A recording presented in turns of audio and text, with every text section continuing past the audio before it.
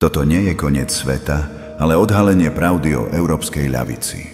Týmito slovami otvára svoj najnovší, nekompromisný prejav Eduard Chmelár, publicista, historik a dlhoročný komentátor politického diania. Vypočujte si slová Chmelára. Definitívne vylúčenie Smeru zo strany európskych socialistov nie je tragédia.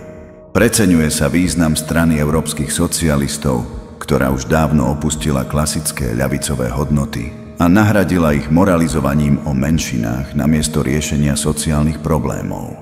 Robert Fico mal o stranu európskych socialistov záujem v čase jej moci. Dnes to už nemá váhu. Smer zostáva členom socialistickej internacionály, kde neprekážajú ani ľavicovo-nacionalistické postoje, ani kontakty s Ruskom. Vylúčenie Smeru jeho voličov nezasiahne a reči o izolácii sú prehnané. Niektorých v strane to však zamrzelo, najmä tých s autentickejšou ľavicovou identitou. Prekvapivo, Fico sa v zákulisí snažil vylúčeniu zabrániť. Zaujímavé je, že Hlas môže teraz vstúpiť do strany európskych socialistov, keďže Smer mu už neblokuje cestu. Otázne je, či o to vôbec má záujem. Ideologicky je ešte slabšie zakotvený než Smer. Budúcnosť Smeru v Európskom parlamente je nejasná. Niektorí chcú ísť k patriotom, Beňová. Iní sú proti, Blaha.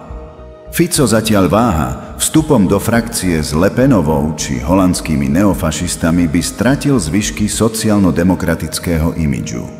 Spájať vlastenecké sily je ilúzia. Vždy z toho ťaží len pravica. Ľavicové spektrum v Európe hľadá nový tvar. Príkladom je Corbyn v Británii či Wagenknechtová v Nemecku. Sociálna demokracia je však v hlbokej kríze. Napriek tomu potreba zastávať záujmy pracujúcich a chudobných nezanikla. A ak si má ľavica vybrať medzi lojalitou k elitám a mierom, mala by si zvoliť mier.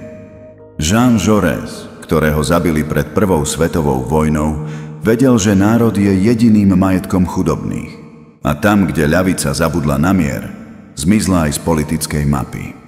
Politika sa ťa týka, či chceš alebo nie. Tak prestaň len pozerať a začni konať. Napíš komentár, povedz svoj názor, daj odber, hneď teraz. A nezabudni kliknúť na zvonček. Odoberaj, sleduj, zdieľaj. Toto je realita. Toto je Slovensko.